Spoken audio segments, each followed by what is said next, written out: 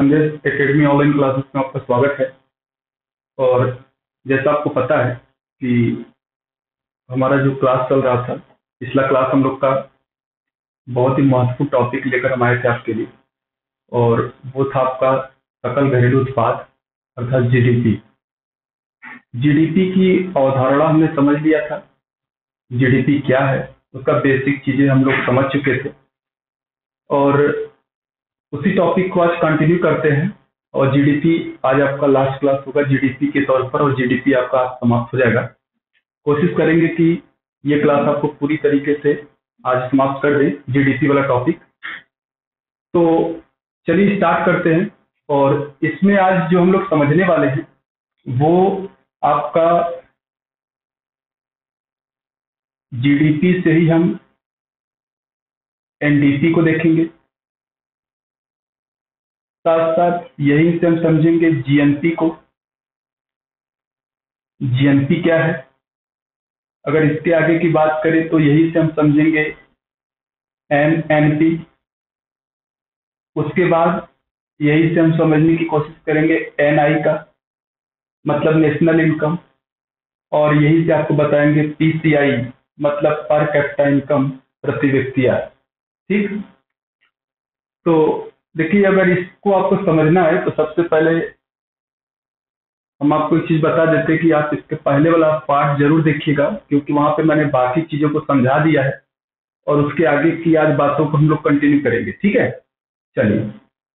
तो यहाँ से पहले हम ये जानते हैं, जैसे मैंने आपको बताया था कि सकल घरेलू उत्पाद क्या होता है। सकल घरेलू उत्पाद में घरेलू चीजें क्या होती है, या तो घरेलू सीमा क्या होती है, या तो किस प्रोडक्ट को हम जोड़ते हैं और अपने जीडीपी के अंतर्गत। तो वहां पे मैंने आपको सब चीजें बता दिया है, तो उस बात को रिपीट न करते हुए आगे की बातों को हम यहाँ पे करेंगे। तो देखिए पहले जैसा मैंने आपको बताया था कि जो जीडीपी होता है जिसको बोलते हैं gross domestic product, gross domestic product जिसको सकल घरेलू उत्पाद के नाम से जानते हैं। तो जीडीपी के अंतर्गत अर्थव्यवस्था के अगर यहाँ से 3 सेक्टर को ध्यान रखें तो मैंने आपको बताया था कि ये हमारा प्राथमिक सेक्टर है, प्राथमिक क्षेत्र जिसमें सभी प्राकृतिक संसाधन आते हैं। तो ये आपका प्राथमिक सेक्टर हो गया। फिर द्वितीय सेक्टर में मैंने बताया कि निर्माण विनिर्माण से क्षेत्र आता है, और तृतीय जो क्षेत्र होता है इसमें व्यापार और सेवा क्षेत्र को सम्मिलित करते। बात ये आती है कि आखिर जीडीपी में हम किस प्रकार से, कोई भी देश जीडीपी किस प्रकार से निकालता है, या हमारे भारत जैसे देश में जीडीपी कैसे निकाला जाता है। भारत को अगर हम ध्यान रखें तो भारत में जीडीपी का आकलन कौन करता है। तो देखिए ध्यान रखिएगा, भारत में जो जीडीपी का आकलन करने वाली संस्था है वो हमारी है सीएसओ, इसको बोलते हैं सेंट्रल स्टैटिस्टिक ऑर्गेनाइजेशन, केंद्रीय सांख्यिकी संगठन। केंद्रीय सांख्यिकी जो संगठन है वो अर्थव्यवस्था के तीनों क्षेत्रों से उत्पादन का क्या करता है, मूल्य देखता है, या उत्पादन की क्षमता देखता है, या तो कितना उत्पादन हमने प्राथमिक क्षेत्र में किया, कितना उत्पादन हमने द्वितीय क्षेत्र में किया, कितना उत्पादन हमने तृतीय क्षेत्र में किया। इन सब के आंकड़े वो इकट्ठा करता है। तो देखिए वैसे मैंने आपको बताया था जो प्राथमिक क्षेत्र है, अगर उस प्राथमिक क्षेत्र की हम बात करें तो प्राथमिक क्षेत्र में एक चीज ये है कि जितने भी प्राकृतिक संसाधन होते हैं जो प्रकृति के द्वारा हमें प्राप्त होता है, वो भी कैसा निःशुल्क प्राप्त होता है, वो सभी के सभी किसमें इंक्लूड होते हैं, जीडीपी में। लेकिन ध्यान से समझिएगा, जीडीपी में तब इंक्लूड होते हैं जब हम उसका उपयोग करते हैं। जैसे बाइलक मान लीजिए, इसमें जैसे आप जानते होंगे सभी कृषि उत्पाद होते हैं। कृषि उत्पाद मान लेते हैं, वन संपदा हो गई, खनिज संपदा हो गई, ये सभी के सभी किसमें आते हैं आपको, तो जीडीपी आपका सब प्राथमिक सेक्टर के अंतर्गत आते हैं। लेकिन प्राथमिक सेक्टर के अंतर्गत ये जो आते हैं, अगर उसमें हम बात करें तो ये कब इंक्लूड होगा या ये कब जोड़ा जाएगा, अगर इसको ध्यान रखें तो देखिए ऐसा नहीं है कि अगर हमारे देश में इस वर्ष वन इतना % है तो हम इस वर्ष मतलब 2020 में उसको हम जोड़ लें, और जब 2021 आए तो फिर उसी को जोड़े। ऐसा यूज नहीं करते, इसको ऐसे हम नहीं जोड़ते। मतलब इस वन संपदा का अगले साल हमने कितना उपयोग किया, इस वन से हमने कितने प्राप्त किए, जो हम प्राप्त करते हैं हम उसको प्राथमिक सेक्टर से जीडीपी में जोड़ते हैं। जैसे मान लीजिए खनिज संपदा, हमारे पास कितना तेल है, वो हमारा जीडीपी में नहीं जोड़ा जाता। इस वर्ष हमने जीडीपी में क्या जोड़ेंगे, जितना तेल हम निकालेंगे, तेल कूप होते, तेल नलकूप होते, जो कुएं होते, वहां से जब हम तेल निकालते हैं, और जितना तेल निकालते हैं, जितना हमने तेल निकाला, वह प्राथमिक क्षेत्र से जीडीपी में जोड़ा जाता है। बात समझ पा रहे हैं आप लोग? देखिए, जितना हम यूज करेंगे, जितना हम निकालेंगे, उतना उस वर्ष हम क्या करेंगे, अपने जीडीपी में जोड़ते जाते हैं। उसी प्रकार से द्वितीय क्षेत्र में जितना हम निर्माण करेंगे, उसको अपने जीडीपी में जोड़ेंगे। उसी प्रकार से जो तृतीय सेक्टर जिसमें सेवा क्षेत्र या व्यापार आता है, तो जितना हम इसमें बिजनेस करते हैं उसको हम अपने जीडीपी में जोड़ते हैं। और ये काम कौन करता है, सीएसओ। लेकिन सीएसओ अकेले इसमें भूमिका नहीं होती। अगर हम सीएसओ की बात करें, जैसा मैं आपको बता दूं, कहीं ना कहीं अब देखिए कुछ प्रॉब्लम भी क्रिएट होता है हमारे देश में जीडीपी को आकलन करने में। जैसे अगर कृषि उत्पाद हुआ तो कृषि कितना उत्पादन हुआ या गेहूं का उत्पादन कितना हुआ, ये टोटल तो किसान बताते नहीं, जिसलिए जीडीपी में उतना जोड़ा नहीं जाता है। किसी भी किसान से पूछे कि आपके खेत में कितना गेहूं हुआ, तो कम बताए। तो जितना वो बताया जाता है केवल उतना क्या किया जाता है, वो आकलन दे दिया जाता है। जैसे पर्यावरण मंत्रालय है, आपको पता होगा हमारे देश में कई मंत्रालयों का गठन किया गया। पर्यावरण मंत्रालय है, कृषि मंत्रालय है, उसके बाद खनिज और संपदा जो मंत्रालय होता है, खनिज मंत्रालय अलग होता है। तो कहीं न कहीं ये मंत्रालय आंकड़े इकट्ठा करता है। क्या करता है, आंकड़े इकट्ठा करता है। और आंकड़ा इकट्ठा करने के बाद इस मंत्रालय के द्वारा इस संस्था अर्थात केंद्रीय सांख्यिकी संगठन को ये अपना रिपोर्ट देता है कि हमारा इस वर्ष का खनिज में उत्पादन इतना हुआ या हमने इतना उत्पादन किया। और वन संपदा से आएगा कि हमने लकड़ी काट कर इसका इतना मतलब उत्पादन किया, इतना यूज किया। एग्रीकल्चर सेक्टर से उसी प्रकार से आएगा। तो हर सेक्टर अर्थात प्राथमिक क्षेत्र से जितने भी क्षेत्र होते हैं वो अपने आंकड़े सीएसओ के पास भेजते हैं और उसी आधार पर सीएसओ क्या करता है, नए आंकड़े अर्थात जीडीपी के नए आंकड़े जारी करता है। तो ये तो मान लीजिए प्राथमिक क्षेत्र से हो गया। द्वितीय क्षेत्र से देखेंगे तो निर्माण विनिर्माण क्षेत्र से भी, इंडस्ट्रियल सेक्टर जो होता है उसमें से आंकड़े भी किसके पास भेजे जाते हैं, सीएसओ के पास भेजे जाते हैं। और तृतीय क्षेत्र से भी यही आंकड़े सीएसओ के पास भेजे जाते हैं। मतलब इन तीनों सेक्टर से आंकड़े किसके पास, मंत्रालयों के माध्यम से किसके पास भेजा जाता है, सीएसओ के पास, कि हमने प्राथमिक क्षेत्र से कितना उत्पादन किया, द्वितीय क्षेत्र से कितना उत्पादन किया और तृतीय क्षेत्र से कितना उत्पादन किया। ये सभी के सभी आंकड़े किसके पास भेजे जाते हैं, सीएसओ के पास। और अंततः सीएसओ एक नए आंकड़े जारी करता है। इनको ध्यान में रखते हुए वही हमारे देश की क्या कहलाती है, जीडीपी। समझ गए आप लोग? चलिए, तो यहां मैंने आपको यह समझाने की कोशिश किया कि जीडीपी में कैसे कैसे आंकड़े जोड़े जाते हैं और ये किसकी किसकी जिम्मेदारी बनती है यहां से। लेकिन एक चीज आप ध्यान रखिएगा, अगर हम इतनी सारी चीजों को ध्यान में रखें तो फिर एक नई प्रॉब्लम क्रिएट होती है कि जीडीपी के सही आंकड़े क्या आ पाते हैं, क्या जीडीपी के सही आंकड़े हमें जो प्राप्त होता है या जो हम पढ़ते हैं या देखते हैं, जो इनके द्वारा जारी होता है, क्या वो सही आता है या गलत आता है। तो देखिए, आंकड़े इस आधार से अगर हम देखें तो हमको प्रॉब्लम क्रिएट हो सकती है। जैसा मान लीजिए अगर गेहूं का उत्पादन हुआ, किसान ने अगर गेहूं का उत्पादन किया, मान लो किसान ने 1 किलो गेहूं का उत्पादन किया, अगर वो 1 किलो गेहूं का उत्पादन किया, वो नहीं बताया कि हमने 1 किलो गेहूं का उत्पादन किया, तो वो किसके पास गया, मान लो फ्लोर मिल के पास गया। फ्लोर मिल वाला उसको या तो किसी के माध्यम से या तो मान लो फ्लोर मिल के पास ही नहीं गया, उसको आटा पीस दिया। आटा पीसने के बाद उससे कुछ अलग प्रोडक्ट बना लिया, उस प्रोडक्ट को वो क्या कर लिया, यूज कर लिया। तो वो आंकड़े हमें नहीं मिल पाते। वो आंकड़े क्या होते हैं, मिल नहीं पाते, जिससे उस आंकड़े को या तो उस गेहूं को हम जीडीपी में जोड़ नहीं पाते। ये प्रॉब्लम क्रिएट होता है हर सेक्टर से क्योंकि लोग आंकड़े बताते नहीं है और भारत के सामने सही आंकड़े इन तीनों सेक्टर से आ नहीं पाते, जिस कारण से एक्चुअल में हमारी जीडीपी ज्यादा होनी चाहिए लेकिन जीडीपी क्या हो जाती है, कम हो जाती है। समझ रहे हैं? तो इसके आधार से भारत ने क्या किया, एक नए आंकड़े के थ्रू, एक नई रणनीति के थ्रू अगर देखा जाए तो एक नई आंकड़े बनाया और एक नई विधि के तहत या योजना के तहत कह सकते हैं कि उसने एक व्यवस्था लाया कि हम उपभोग के आधार पर जीडीपी का आकलन करें। किस आधार पे? उपभोग के आधार पर हम जीडीपी का क्या करें, आकलन करें। अब आपको ये समझ में थोड़ा सा दिक्कत हो रहा होगा कि उपभोग के आधार पर आप कैसे जीडीपी का आकलन कर सकते हैं।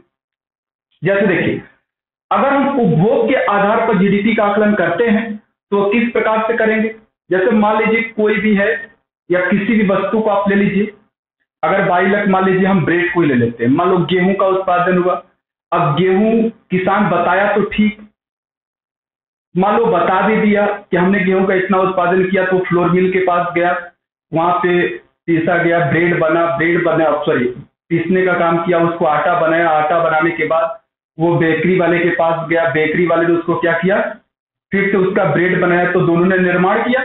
और उसके बाद बेकरी वाले से फिर वो कहाँ गया, तो ब्रेड बनता है तो फिर वो कहाँ आता है, थोक विक्रेता होलसेलर के पास, होलसेलर से फिर गांव घर में जो छोटे छोटे दुकानदार होते हैं उनके पास आता है।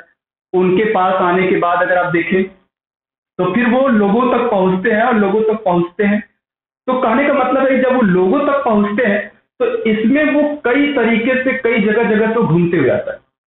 अब ये सरकार ये देखे कि प्राथमिक सेक्टर से गेहूं का उत्पादन हुआ तो क्या वो जीडीपी में जोड़ा, क्या सही आंकड़े मिले कि नहीं मिले, क्या जो उसका उत्पाद हुआ वो हमको आंकड़ा मिला। फिर वो निर्माण क्षेत्र में गया, निर्माण क्षेत्र से अगर आप देखा जाए तो वो फ्लोर मिल वाले के पास गया, फ्लोर मिल वाला भी क्या किया, उसका निर्माण किया। क्या किया उसने, उसको आटा बनाया, आटा बनाने के बाद वो बेकरी वाले के पास गया, ब्रेड बनाने वाली फैक्ट्री के पास, वो भी निर्माण किया। उसके बाद वो कहाँ गया, थोक विक्रेता के पास, वो सर्विस कर रहा है। तो इससे जगह जगह करने से, आंकड़े इकट्ठा करने से दिक्कतें होती थी, स्पष्ट आंकड़े नहीं आते थे। इस उद्देश्य से अगर देखा जाए तो सरकार ने उपभोग के आधार पर किया कि चलो ठीक है, अगर आपने ब्रेड बना लिया तो अगर ब्रेड कितने का बना, जगह जगह उसको इंक्लूड करेगा कि नहीं, इसके पास गया, यहाँ इतने में मिला, फिर ये इतने में मिला, फिर ये इतने में मिला, अंतिम में ये इतने में मिला। तो ऐसा करते हैं ना कि अंतिम वाले को ही पकड़ लेते हैं। 1 किलो आटा मत काउंट करो, यहाँ पे गेहूं मत काउंट करो, आटा को मत देखो, ब्रेड को मत देखो, तुम ये देखो ना कि अंतिम रूप से ये कितने का ब्रेड है और वही इंक्लूड कर लो अपने क्या, जीडीपी। इसको बोलते हैं उपभोग के आधार। मतलब कोई भी वस्तु अंतिम रूप से वो हमारे पास आई तो वो कितने में है, इस आधार पे सरकार ने धीरे धीरे क्या किया, जीडीपी निकालना प्रारंभ किया। ठीक है, तो ये मैंने आपको बताया कि किस प्रकार से प्रॉब्लम होता है अगर हम अलग अलग सेक्टरों में इसका ध्यान रखते हैं। प्राथमिक सेक्टर में उसका जीडीपी में जोड़ते हैं, तो फिर निर्माण क्षेत्र में जाता है तो उसकी जीडीपी में जोड़ा जाता है, तो फिर वो आपका सर्विस सेक्टर में जाता है तो उससे जीडीपी में जोड़ा जाता है। तो इससे बहुत तरीके के प्रॉब्लम क्रिएट हो रहे थे। तो इसी समस्याओं के समाधान के लिए सरकार ने क्या किया, उपभोग के आधार पर जीडीपी के नए आकलन करना स्टार्ट किया। तो जो उपभोग के आधार का मतलब है कि अब उसे गेहूं को नहीं जोड़ना है, जैसे एग्जांपल में बता रहा हूं कि उसे गेहूं को न जोड़कर वो डायरेक्ट गेहूं से बनने वाले प्रोडक्ट जो अंतिम है उस पे जो मार्केट प्राइस उसकी है, उस पे जो प्राइस लिखा है, उसके आधार पर उस सेक्टर से जीडीपी में क्या कर लिया जाता है, जोड़ दिया जाता है। ठीक है, चलिए, तो यहां से हमने जो आपको बताया वो ये कोशिश किया कि आपको पहले ये चीजें समझ में आ जाए कि उपभोग के आधार पर जीडीपी को कैसे जोड़ा जाता है। ठीक है, चलिए अब यहां से और कुछ चीजों को देख लीजिए। जैसे हम मान लेते हैं, आपको मैंने लास्ट क्लास में बताया था जब मैंने आपको अर्थव्यवस्था की अवधारणा दिया था कि अर्थव्यवस्था जो क्या है, और वो अर्थव्यवस्था में जैसे पूंजीवादी अर्थव्यवस्था है, समाजवादी अर्थव्यवस्था है और आपकी मिश्रित अर्थव्यवस्था है। तो उसमें मैंने आपको नियोजन के आधार पे, प्लानिंग के आधार पे भी आपको बताया था कि जीडीपी देश कैसे होते, जैसे नियोजन के आधार पे भी अर्थव्यवस्थाएं संचालित होती, जैसे नियोजित अर्थव्यवस्था है, अनियोजित अर्थव्यवस्था है। तो उस आधार पर मैंने आपको बताया था कि कुछ देश ऐसे ऐसे होते, जैसे मान लो कुछ देशों की बात करें तो एक तो आप सुने होंगे कि विकसित देश या विकसित अर्थव्यवस्था, एक होती है विकासशील अर्थव्यवस्था, और एक होती है अविकसित अर्थव्यवस्था। इन तीन चीजों को हम थोड़ा ध्यान रखें तो विकसित, अविकसित और विकासशील अर्थव्यवस्था क्या है, अगर ध्यान दीजिएगा तो मैंने आपको बताया था कि जब मैं आपको जीडीपी पढ़ाऊंगा तो इसके बारे में आपको बताऊंगा। तो आइए इसको समझ लेते हैं कि विकसित, विकासशील और अविकसित क्या होता है। जैसे देखिए, कोई भी देश विकसित, विकासशील या अविकसित का क्रम नहीं होता है। पहले वो देश अविकसित होता है, फिर वो विकास की ओर अग्रसर होता है, तो विकासशील में आता है, फिर वो विकासशील से फिर विकसित बनता है। तो अगर इसको हम ध्यान रखें, ये है क्या, तो जैसे आप देखेंगे तो कहीं न कहीं जैसे प्राथमिक सेक्टर, द्वितीयक सेक्टर और तृतीयक सेक्टर में इनके योगदान के आधार पर होता है। जैसे 22 लाख मान लीजिए, भारत आजाद हुआ तो भारत के आजादी के बाद, ठीक है, जैसे इधर थोड़ा साइड में लिख देते हैं कि इससे आपको स्पष्ट समझ में आ जाए। तो ये मान लीजिए कि विकसित,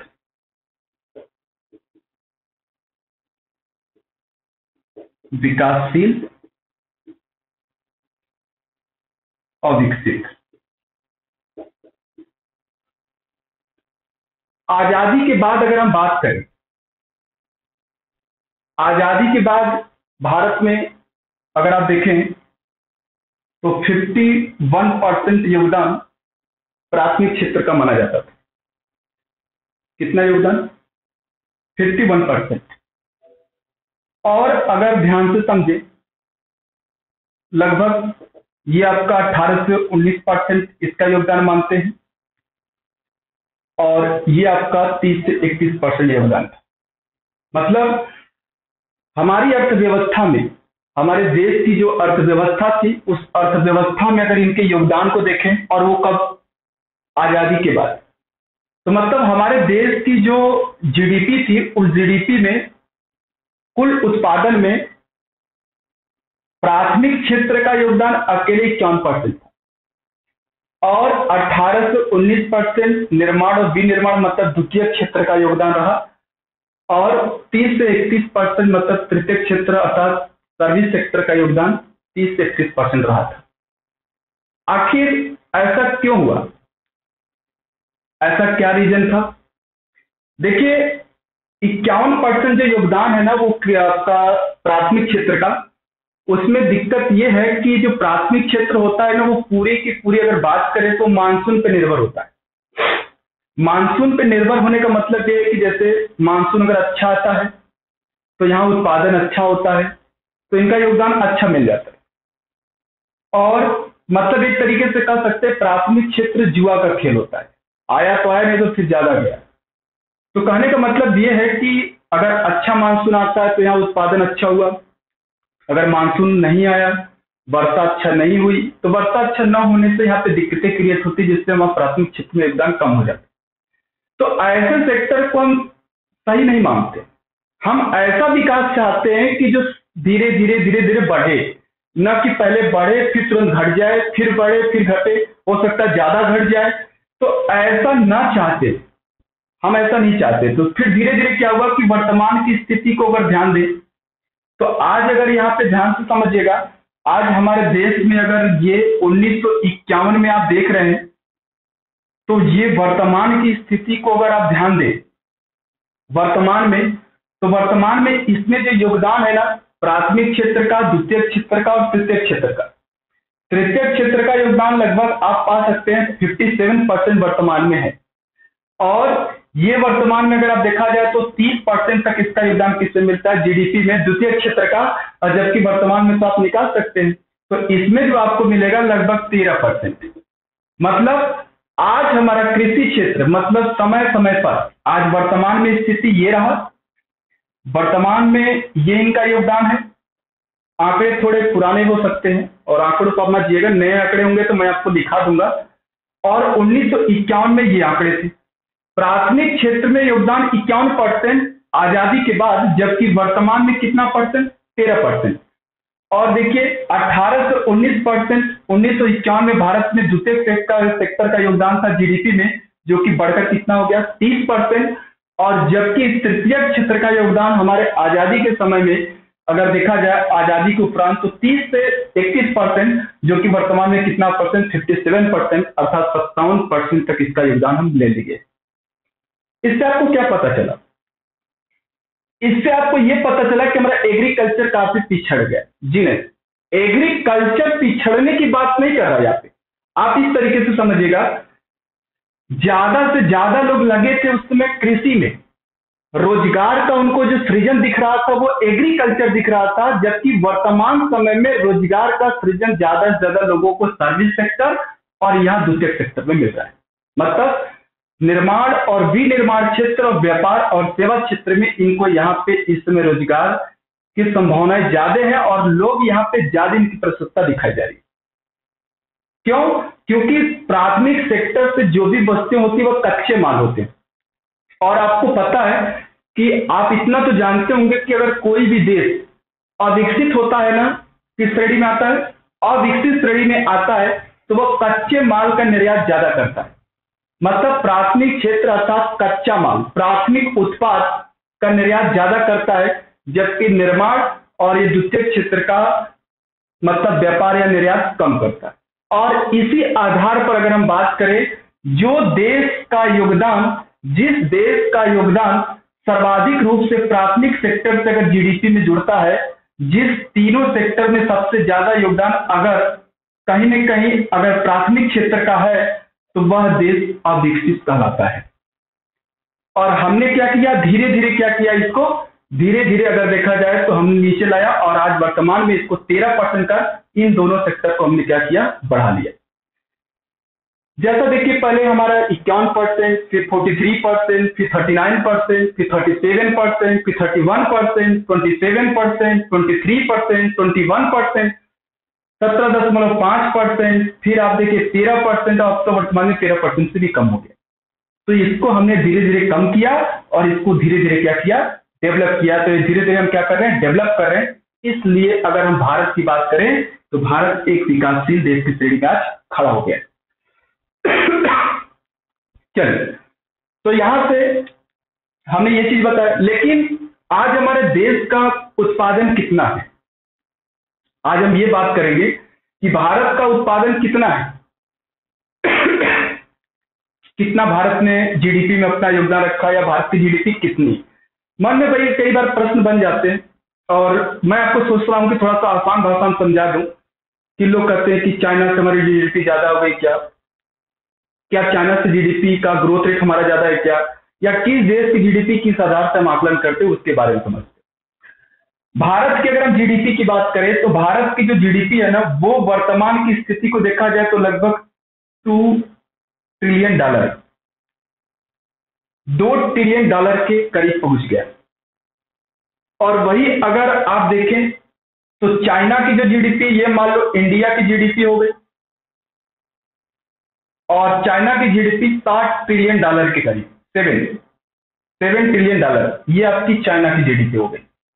और वही अमेरिका की जीडीपी की बात करें तो $16 ट्रिलियन, ये आपके यूएसए की जीडीपी हो गई। ठीक, अब सोचिए, अंतरराष्ट्रीय जो करेंसी है वो तो डॉलर है, तो उस आधार से अगर हम बात करें तो अमेरिका की जीडीपी तो सर्वाधिक हो गई, लेकिन हमारे देश की करेंसी कितना है? हमारे देश की करेंसी तो वो रुपया है। तो जो रुपया है और चाइना की जीडीपी, चाइना की करेंसी क्या है? युआन है। चाइना की करेंसी युआन हो गई। तो इस आधार से अगर आप बात करें तो देखिए, चाइना अगर अपनी करेंसी की बात करें, और एक चीज मैं आपको बता दूं, अमेरिका की $16 ट्रिलियन, ये जो इसकी जीडीपी आप देख रहे हैं, ये $16 ट्रिलियन में, तो आप कहेंगे तो हमसे बहुत ज्यादा है। लेकिन अगर आप यहां पर कोई वस्तु खरीदने जाएं, जैसे मान लो अब वहां पे आप कुछ खाने गए या एक प्लेट फुल्की ले लिए, वहां पे खाने के लिए पहुंच गए, तो आपको पता है अगर आप $1 भी वहां पे देते हैं, $1, और $1 भी अगर आप वहां पे अपना खर्च करते हैं तो भी आपको एक प्लेट फुल्की नहीं मिल सकती। लेकिन अगर भारत के रुपए के हिसाब से अगर देखें तो ये लगभग आपको कितना पड़ेगा, 62 रुपए, और 62 रुपए में आप कितना फुल्की खा सकते हैं भारत में। इसको बोलते हैं पीपीपी। मतलब अगर हम बात करें PPP, purchasing power parity method, मतलब हमारे देश में रुपए का जो मूल्य है वो बहुत अधिक है हमारे देश में, लेकिन जब हमारा रुपया एक्चुअल में अंतर्राष्ट्रीय स्तर पर जाता है तो कमजोर हो जाता है। तो इस आधार से अगर देखें तो चाइना में भी वही, लेकिन चाइना का अगर जो $7 ट्रिलियन है, अगर आप इसको बढ़ा दो या इसको आप युआन में चेंज कर दो, चाइना की मुद्रा को या चाइना की जीडीपी को, तो ये हो सकता है कि ये अमेरिका के जीडीपी को भी पार कर दे या समकक्ष अमेरिका तक पहुंच सकता है। अगर हमारे $2 ट्रिलियन हमारी जीडीपी है, इसको अगर आप रुपए में कन्वर्ट कर दो तो ये आपको पता होगा जर्मनी से भी मजबूत पड़ेगा, जो कि एक विकसित देश की श्रेणी में खड़ा है, और फ्रांस की भी एक्चुअल में उससे भी भारत का जीडीपी मजबूत माना जाएगा। तो पीपीपी के आधार पे अगर हम अपने देश की अर्थव्यवस्था को देखें तो यही कारण है कि पीपीपी अर्थात परचेसिंग पावर पैरिटी, क्रय शक्ति क्षमता के आधार पर भारत की जो अर्थव्यवस्था है वो तीसरी सबसे बड़ी अर्थव्यवस्था मानी जाती है। इसके बाद अमेरिका, चाइना के बाद भारत का नंबर आता है। लेकिन वही अगर आप देखें तो जीडीपी के आधार पर अगर हम बात करते हैं तो वहां पे हमारी 6वीं सबसे बड़ी अर्थव्यवस्था कही जाती है। ठीक है, तो अब हम बात करते हैं, आपको उम्मीद है कि आप इतना समझ गए होंगे कि विकासशील और अविकसित का मतलब क्या हुआ।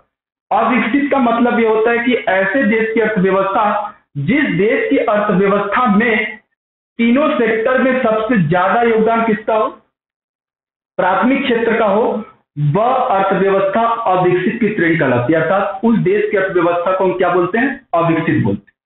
लेकिन विकसित किसे कहेंगे, यह चीज देखिएगा।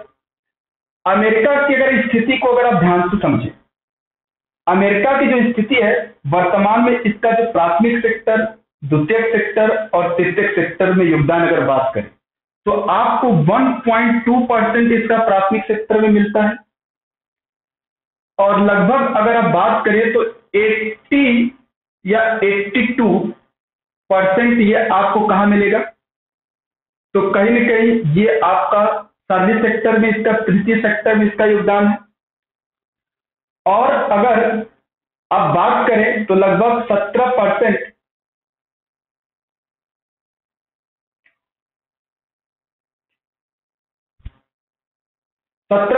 के लगभग ये आपका योगदान कहां मिलता है, तो कहीं ना कहीं द्वितीय क्षेत्र में।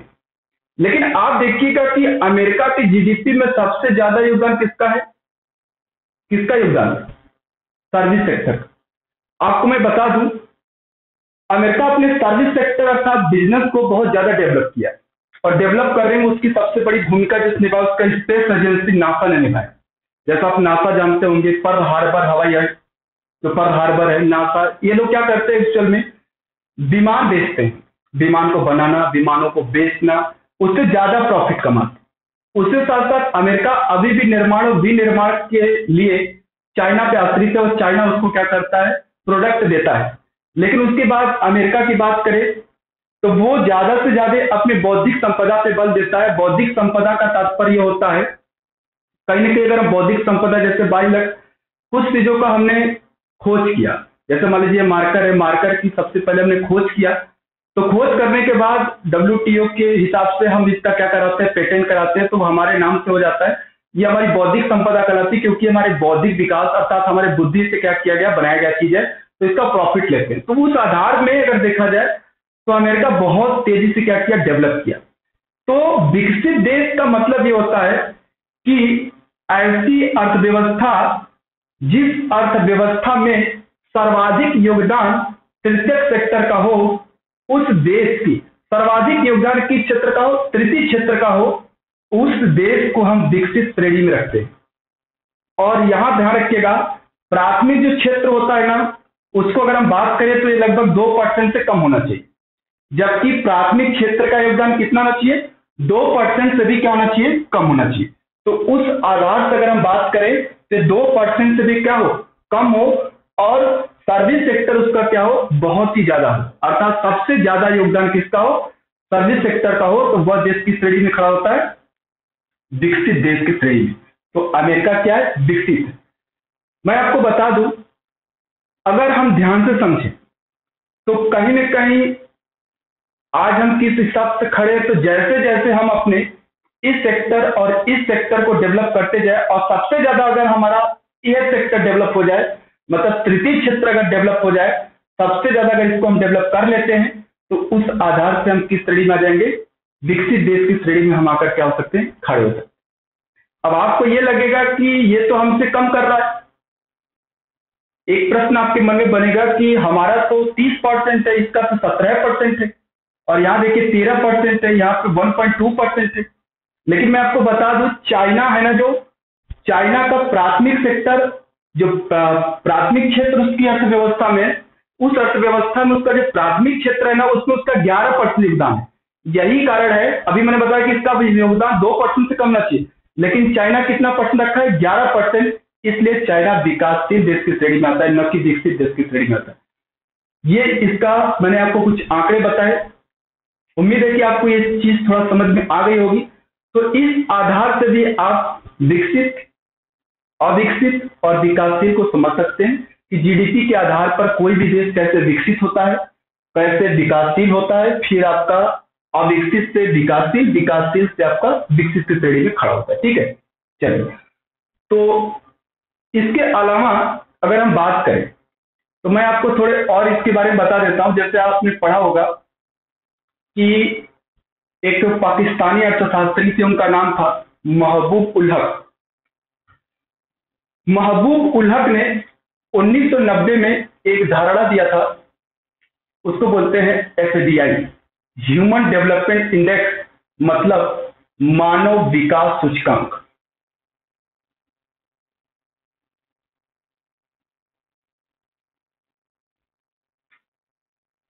एक रिपोर्ट आती है एसडीआर, ह्यूमन डेवलपमेंट रिपोर्ट के तहत ये सूचकांक जारी करती है, और सूचकांक को जारी करने वाली जो संस्था है वो जारी करती है आपका यूएनडीपी, संयुक्त राष्ट्र संघ अर्थात यूएनओ की एक सहायक संस्था है, और वही इस सूचकांक को जारी करता है। महबूब उल हक का कहना यह था कि अगर हम जीडीपी को बढ़ाते जाएं, किसी भी देश में जीडीपी का बढ़ना ये नहीं दर्शाता कि वह देश विकसित देश की श्रेणी में खड़ा हो गया, या विकासशील देश की श्रेणी में खड़ा हो गया, या वह अविकसित देश की श्रेणी में खड़ा है। उस आधार पर उन्होंने कुछ नए आंकड़े बताए, और ये बताया कि अगर जो व्यक्ति या जो देश हमारे दिए गए आंकड़े पर खड़ा उतरता है, उसे मान सकते हैं कि वो विकासशील है, या अविकसित है, या तो वो विकसित है। उनके आंकड़े क्या थे, जैसे 22 लाख आप मानिएगा, उन्होंने इस एसडीआई के थ्रू ये बताया कि अगर किसी देश का इस रैंकिंग में जो सूचकांक है वो 0 से लेकर अगर 0.499% है, 499, तो ये क्या कहलाएगा, अविकसित। किसके अनुसार, पाकिस्तानी अर्थशास्त्री महबूब उल हक के अनुसार वो क्या होगा, अविकसित। अगर वो 0.5 से 0.799 तक है तो वो क्या कहलाएगा, विकासशील। और अगर वो 0.8 से एबव है, या तो ऊपर है, तो वो किस श्रेणी में आ जाएगा, विकसित। इस आधार पर उन्होंने क्या बताया था, एसडीआई के आधार पर यह बताया कि कौन सा देश विकसित है, कौन सा देश विकासशील है, और या कौन सा देश अविकसित की श्रेणी में आता है। ठीक है, इसके आधार पर उन्होंने कुछ चरों को शामिल किया। उस आधार पर उन्होंने बताया, जैसे 22 लाख आप मान लीजिए, उन्होंने ये बताया कि ये मान लीजिए कि इसके पहले आप ये समझ लीजिएगा कि एसडीआई में आपको ये कंफ्यूजन होगा कि सर आप 0 से 0.49 करें तो इसका क्या मतलब है। देखिए मैं आपको बता दूं जानकारी के लिए कि एसडीआई का अधिकतम जो मूल्य होता है ना, या अधिकतम जो मान होता है एसडीआई का 1 होता है, और न्यूनतम जो होता है वो 0 होता है। ठीक, अब देखिएगा इसमें कुछ चरों को शामिल करते हम, जैसे देखें तो एक तो प्रति व्यक्ति आय या पर व्यक्ति का जीडीपी। तो पर व्यक्ति का अगर हम आय की बात करें, उन्होंने बताया कि हर व्यक्ति के आय के आधार पर भी हम उस देश के एक्चुअल जीडीपी का मान बता सकते हैं। जैसे आप मान लीजिए किसी व्यक्ति के घर की आय, हम कहें किसी व्यक्ति के घर की आय 1 लाख रुपए है। अब मान लो 1 लाख रुपए है, थोड़ा मिटा देते हैं।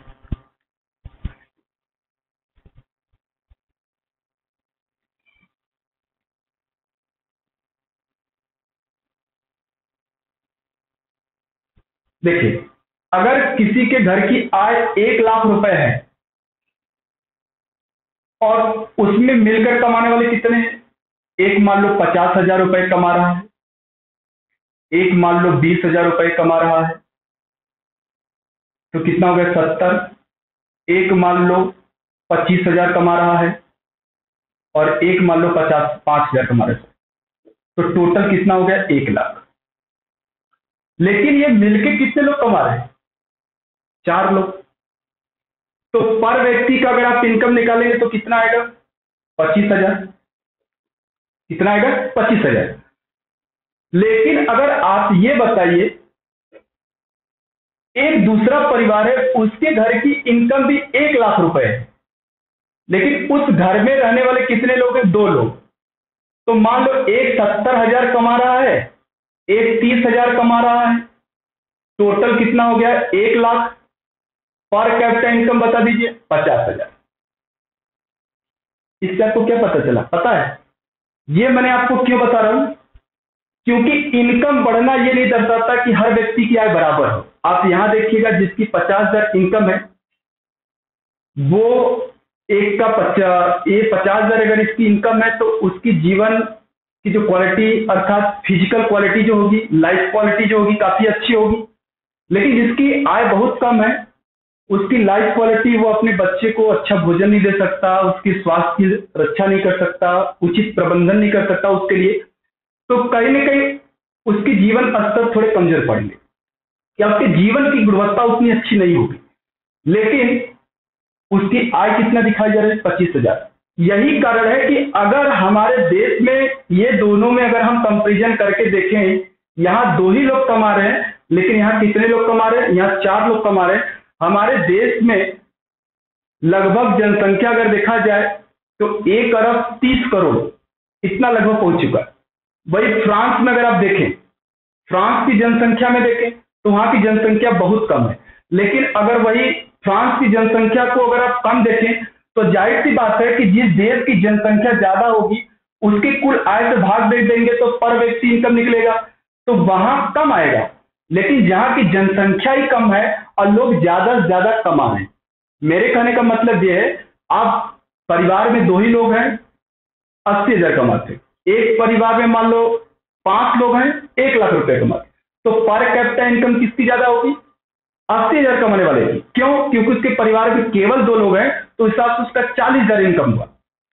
उसका पर कैपिटा इनकम कितना हो गया? 40,000। और लेकिन जिस परिवार में 4 लोग हैं, वहां पे इनकम तो उनके घर की 1 लाख है, लेकिन फिर भी पर कैपिटा इनकम कितना जा रहा है? 25,000, जिससे इनके जीवन के स्तर उतना अच्छा नहीं होगा जितना स्तर 50,000 रुपए कमाने वाले का होगा। यही कारण है कि फ्रांस अगर देखा जाए तो फ्रांस में लोगों की आय काफी अच्छी है, लेकिन वहां पे जनसंख्या लोगों की कम है। यही कारण है कि वो फ्रांस आज विकसित है, वो जर्मनी आज विकसित है, लेकिन आज जापान को देखिए, वो विकसित है, लेकिन आज हम किस श्रेणी में खड़े हो गए हैं? विकासशील देश की श्रेणी में। समझ में आया? तो पर कैपिटा इनकम आय भी अच्छी होनी चाहिए। किसके अनुसार? महबूब उल हक के अनुसार, कि लोगों की आय, पर व्यक्ति की आय अच्छी हो। उसके साथ अगर देखिए आय अच्छी होती है तो आय के साथ साथ व्यक्ति का स्वास्थ्य भी अच्छा होना चाहिए। इनके अनुसार कि केवल आप कंजूसी कर करके अपना जीडीपी बढ़ाते जाओ लेकिन कुछ खाओ नहीं, इससे आपकी स्थिति खराब हो सकती है। आपकी स्थिति ये नहीं मानी जाएगी कि आपकी अच्छी जीडीपी है, आप एक विकासशील देश की श्रेणी में खड़े, ऐसा नहीं कर सकते। ऐसा क्यों नहीं कर सकते? क्योंकि वहां के लोगों की अगर हम बात करें तो वहां के लोगों की एक्चुअल में अगर देखा जाए ना, तो कहीं ना कहीं उनकी शैक्षिक क्वालिटी भी अच्छी होनी चाहिए, अर्थात उनका शिक्षा सूचकांक, एजुकेशन इंडेक्स भी अच्छा हो। और आपको पता है कि जो सरकार आपको मिड डे मील योजना के तहत, उसके बाद अंत्योदय योजना के तहत इतने सुविधाएं क्यों देती है? क्योंकि आप बड़े हो, खाने के बाद, आप बड़े होने के बाद आप देश के भविष्य हैं और आपके हाथ में भविष्य है और आप आगे चल के उत्पादन करेंगे या सर्विस सेक्टर में या तो आपका द्वितीयक क्षेत्र में या तृतीयक क्षेत्र में, तो इससे हमारे देश की जीडीपी बढ़ेगी। इसलिए सरकार आपको क्या करती है? सपोर्ट करती है। लेकिन यहाँ पे हम बात करें तो साथ साथ अगर स्वास्थ्य को ध्यान में रखें तो स्वास्थ्य को हम ध्यान में तो रख लेते, लेकिन स्वास्थ्य को रखने के पश्चात अगर हम बात करें तो स्वास्थ्य लोगों की अच्छी क्यों नहीं हो सकती? क्योंकि देखिए यहाँ पर लोगों की आय तो ज्यादा दिखा जा रहा है लेकिन उनकी आय कम है। अगर आप खुद सोचिए, जो 50,000 रुपये कमा रहा व्यक्ति, वो अपने बच्चे की अच्छी देखभाल करेगा, इसको अच्छी शिक्षा देगा, पौष्टिक आहार देगा, जिससे इसकी लाइफ अच्छी होगी। लेकिन जो व्यक्ति केवल 5,000 कमा रहा है लेकिन उसकी आय कितनी दिखाई जा रही है? 25,000, वो अपने बच्चे को अच्छी शिक्षा नहीं दे सकता। शिक्षा न देने से प्रॉब्लम, बच्चे का स्वास्थ्य अच्छा नहीं होगा तो अच्छी शिक्षा नहीं दे सकता। क्योंकि आपको पता है कहीं ना कहीं जब व्यक्ति का शरीर स्वस्थ होता है तो वो शिक्षा में या तो पढ़ाई लिखाई में उसका मन लगता है। अगर उसका पढ़ाई में मन नहीं लग रहा है तो हो सकता है कि मानसिक रूप से वो कुपोषण का शिकार, तो वो हमारे देश की अर्थव्यवस्था में एक बहुत बड़ी समस्या क्रिएट करता है। इसी कारण से सरकार ने क्या किया? मिड डे मील योजना स्टार्ट किया कि अगर बच्चों को घर पे भोजन सही नहीं मिल पा रहा है तो हम विद्यालय में उनके लिए उचित प्रबंध करें, जिससे वो कुपोषण की समस्या से उनको बचाया जा सके।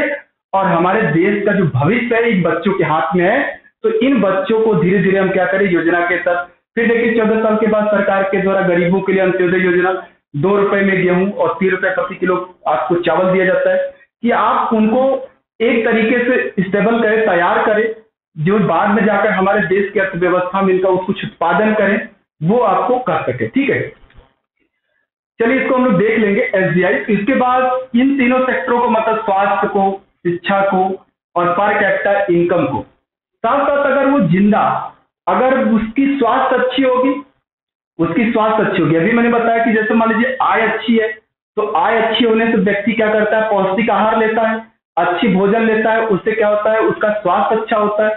स्वास्थ्य अच्छा होने से अच्छी शिक्षा ग्रहण करता है, अच्छी शिक्षा ग्रहण करने से क्या होगा कि उसकी लाइफ एक्सपेक्टेंसी, मतलब जीवन प्रत्याशा, मतलब जीने की जो अवधि होगी वो काफी लंबी होगी, तो वो लंबे समय तक हमारी अर्थव्यवस्था में क्या करेगा? योगदान देगा। तो इस आधार से अगर आप देखें तो कहीं ना कहीं इसमें आप एक चीज ध्यान रखिएगा, मैं आपको बता दूं, किसी भी देश का एसडीआई में जो रैंकिंग है वो एक तो हो नहीं सकता। आप सोच रहे होंगे क्यों नहीं हो सकता? जी बिल्कुल नहीं हो सकता। इसलिए नहीं हो सकता क्योंकि कोई भी व्यक्ति 100 साल तो जी नहीं सकता, एक चीज। और किसी भी देश में जो साक्षरता होती है वो 100% नहीं हो सकती। इसलिए आपको पता है कि किसी भी देश का जो मिनिमम होता है वो आपको देखेंगे तो 0.22 के एवं भी होता है, और अगर आप मैक्सिमम देखें तो 0.9 तक पहुंच जाता है। आपका फ्रांस है, आइसलैंड है, नॉर्वे है, अलग अलग देश है, तो उनकी रैंकिंग काफी अच्छी मानी जाती है। उनकी रैंकिंग काफी अच्छी माने जाने का रीजन क्या है? उनकी रैंकिंग काफी अच्छी माने जाने का रीजन क्या है? उनका रीजन ये है कि उस देश में लोगों की आय अच्छी है, उस देश में लोगों का अगर देखा जाए तो जनसंख्या कम है, जनसंख्या कम है, कमाते ज्यादा है। जैसे आप मान लीजिए एक चीज है, आप 100 निरक्षर लोग को पसंद करते हैं कि उनके सापेक्ष एक साक्षर, मतलब जो जिनको पढ़ने लिखने का ज्ञान नहीं है, ऐसे लोगों को आप लेकर क्या करें? एक ज्ञानी व्यक्ति है जो पढ़ा लिखा, वो देश के लिए उत्पादन ज्यादा करेगा। तो कहने का मतलब यही है कि कहीं न कहीं हमें सरकार के द्वारा यही किया जा रहा है कि उनके साक्षरता को बढ़ाने की बात की जाए। तो मेरे कहने का मतलब यही था कि वहाँ की जनसंख्या कम है, लेकिन वो पूरी की पूरी क्या है? ट्रेंड है, जिस वजह से वहाँ के लोगों की एसडीआई में रैंकिंग ज्यादा आती है। हमारे देश की एसडीआई रैंकिंग में 129, 130, 131, तो ये थोड़ा सा अभी पीछे चल रहा है। ठीक है, तो उम्मीद करते हैं आपको ये चीजें समझ में आ गई होंगी। अगर नहीं समझ में भी आया होगा तो इसका हम क्लास अलग से लेंगे, अभी आप बिल्कुल घबराइएगा मत। कि क्या सर आपने एसजीआई भी पढ़ा दिया क्या? जी नहीं, हम उसका क्लास अलग से रखेंगे अभी आप लोगों के लिए, तो इसके बाद रख सकते हैं या तो इसके बाद थोड़ा आगे चल के भी रखा जा सकता है। तो वो हमारा एक टॉपिक होगा, छोटा टॉपिक है, और यहाँ से आपके पेपर में प्रश्न भी बनते हैं। कई बार तो परीक्षाओं में ये भी पूछ लिया गया है, जैसे करंट में बनेगा तो आपसे पूछ देगा कि भारत की एसजीआई में रैंकिंग, जो रेलवे वालों के पेपर में भी आता है क्वेश्चन, एसजीआई में रैंकिंग पूछी जाती है। पिछले साल का भी पूछ लेता है, क्योंकि आपको पता है 4-5 साल पहले के भी क्वेश्चन आ जाते हैं पेपर में, 2 साल 3 साल पहले के। उसके बाद एसजीआई में रैंकिंग एक प्रश्न आ जाता है, फिर आपको ये किसने बनाया था, तो आपको पता है कि महबूब उल हक के द्वारा है। और उसके साथ साथ अगर देखा जाए तो इसका एसजीआई का अधिकतम मूल्य कितना होता है, अधिकतम मान कितना होता है, तो 1 होता है, और न्यूनतम मान कितना होता है, तो 0 होता है। ये चीजें आप समझ गए। चलिए, तो ये हम लोगों ने अभी तक ये देखा कि आखिर में किसी भी देश की जीडीपी में किस प्रकार से किस सेक्टर का कितना योगदान होता है और उसको हम किस प्रकार से देखते हैं। ठीक है, चलिए अब इसके बाद थोड़े पॉइंट पे बात कर लेते हैं, जो कि हमने स्टार्ट में भी आपको बताया था कि किसी भी देश में, जैसे देखिए, अगर हम किसी भी देश का जीडीपी से अगर हमको एनडीपी निकालना है, मतलब जीडीपी से एनडीपी निकालना है। एनडीपी मतलब यहाँ पे ग्राफ है और यहाँ पे नेट है, जो कि पिछले वीडियो में भी मैंने आपको बताया था। ग्राफ का मतलब ये है कि इसमें अगर हमने कुछ वस्तुओं का उत्पादन किया, तो उस वस्तु का जो हमने उत्पादन किया है, जिस वस्तु का हमने उत्पादन किया, और उस वस्तु का जो हमने उत्पादन किया है, उस उत्पादन में जो हमारी मशीनें काम की हैं, वो कितना उसका घिसावट हुआ। घिसावट का मतलब उसमें कितना ह्रास आया। जैसा आप जानते हैं किसी भी मशीन की एक लाइफ होती है, उस लाइफ तक ही वो मशीन चल सकती है, तो वो मशीन भी तो हमने खरीदा है और उसी से हम उत्पादन कर रहे हैं, तो इसमें घिसावट भी क्या है, इंक्लूड है। और इसी घिसावट को जीडीपी में से हम क्या करें, माइनस कर दें घिसावट। मतलब उस वस्तु को बनाने में हमारा कितना घिसावट हुआ, वस्तु के संदर्भ में घिसावट घटा दें। और मैंने पीछे भी आपको बताया था, सेवा के संदर्भ में अगर हम बात करें तो मूल्यह्रास को घटा दें। तो ये हमको क्या पता चल जाएगा, जीडीपी पर एनडीपी। एनडीपी मतलब एनडीपी, नेट डोमेस्टिक प्रोडक्ट। अब यहां से नेट पता करना था, तो मैंने बताया था नेट पता करना है तो ग्राफ में से जितना घिसावट है, वस्तु के संदर्भ में घिसावट घटा दीजिए, और सेवा के क्षेत्र में तो उसमें से मूल्यह्रास को घटा दीजिए, इन्फ्लेशन को घटाइए, और इसको घटाने से जो प्राप्त होगा वो क्या पता चलेगा हमको, एनडीपी।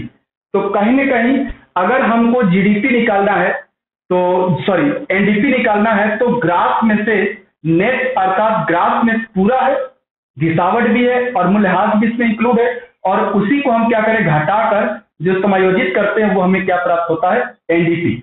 ठीक, अब देखिए जैसे 22 लाख आप मान सकते हैं। अगर हमको जीएनपी निकालना है, क्या निकालना है, जीएनपी से जीएनपी, जीडीपी से हमको क्या निकालना है, जीएनपी। अगर हमको जीएनपी निकालना है तो एक चीज आपको ध्यान रखना है, और इस चीज को मैं आपको थोड़े स्लाइड पे समझा देता हूं, थोड़ा 2 मिनट रुकिएगा, आप लोग घबराइएगा नहीं, 2 मिनट पे हम आपको थोड़ा सा विजुअल समझा देते हैं। ठीक है, चलिए 2 मिनट पे इसी टॉपिक पर आते हैं। ठीक है, चलो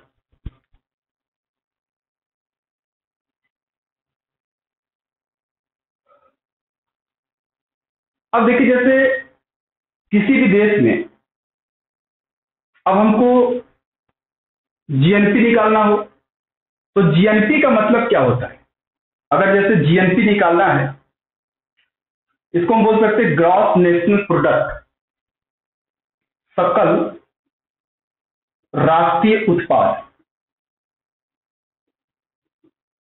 ठीक, सकल राष्ट्रीय उत्पाद क्या है, सकल राष्ट्रीय उत्पाद का मतलब यह होता है, अब हमने अभी तक तो घरेलू बात किया था, लेकिन यहां पे हम बात किसके करने वाले हैं, राष्ट्र की बात कर रहे हैं।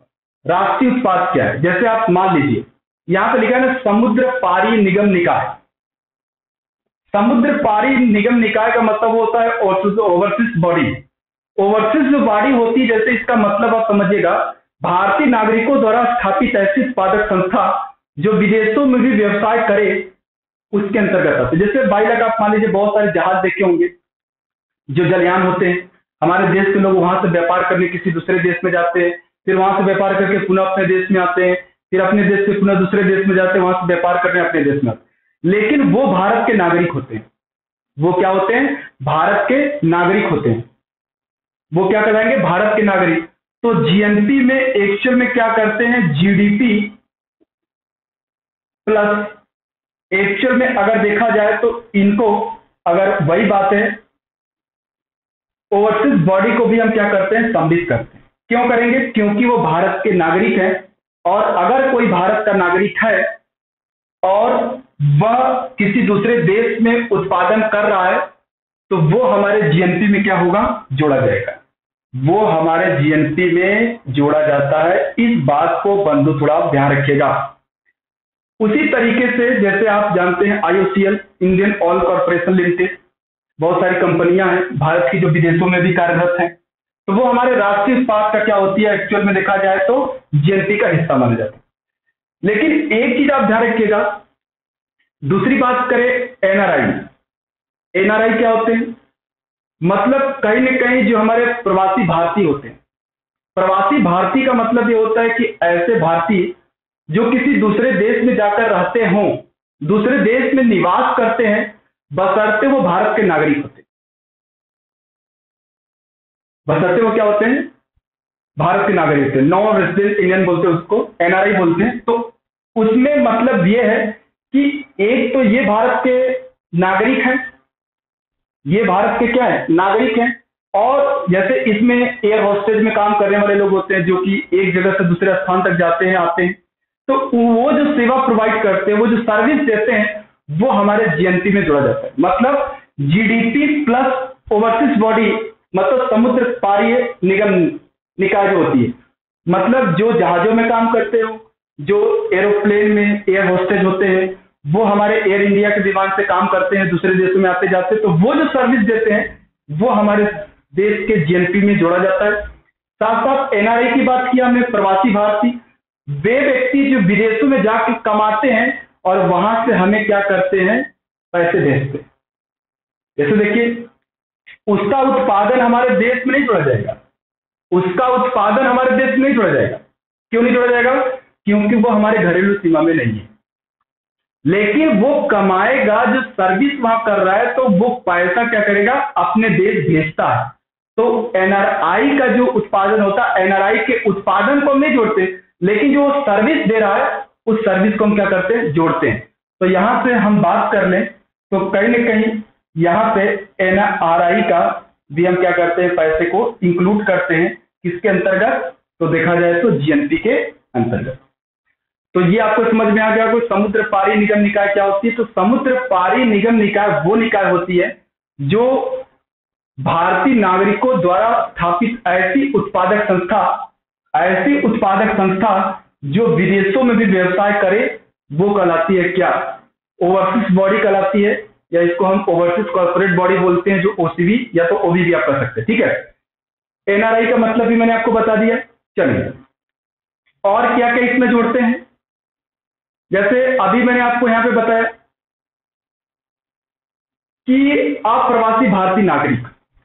अप्रवासी भारतीय नागरिक का मतलब क्या है? अप्रवासी भारतीय नागरिक का मतलब यह है, नॉन रेजिडेंट इंडियन, एनआरआई।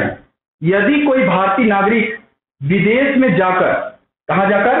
विदेश में जाकर बस जाए तथा वहीं के उत्पादन में महत्वपूर्ण भूमिका निभाए। ध्यान रखिएगा, इसका जो उत्पादन होगा ना, वो हमारे घरेलू सीमा में नहीं है, तो इसलिए वो हमारे जीडीपी का हिस्सा नहीं होगा। लेकिन ये किसकी जीडीपी का हिस्सा होगा? जिस देश में जाकर वो बस गया है, उस देश की जीडीपी का वो हिस्सा होगा। लेकिन ये भारत का क्या है? निवास में चाहे, मतलब ये भारत में निवास चाहे ना करे, लेकिन वो इनकी भारतीय नागरिकता बनी रहती है, अर्थात ये भारत के नागरिक हैं और इसलिए इनका जो सर्विस प्रोवाइड वहां पे कर रहे हैं उसके मूल्य को हम अपने जीएनपी में क्या करेंगे, जोड़ते हैं। तो यहां से मैंने ओवरसीज बॉडी बताया पीछे आपको, इसका जो सर्विस होता है वो हमारे जीएनपी में जोड़ा जाता है। और साथ साथ अगर हम बात करें तो एनआरआई का भी क्या करेंगे, जोड़ेंगे। और यहां से अब ध्यान रखिएगा हम किसको घटाएंगे। अब यहां से हम किसको घटाएंगे तो एक चीज ध्यान रखिएगा कि ओवरसीज बॉडी का जो सर्विस होता है वो जो आय होती है वो हमारे जीएनपी में जोड़ी जाती है और एनआरआई का भी हमारे देश में जोड़ा जाता है।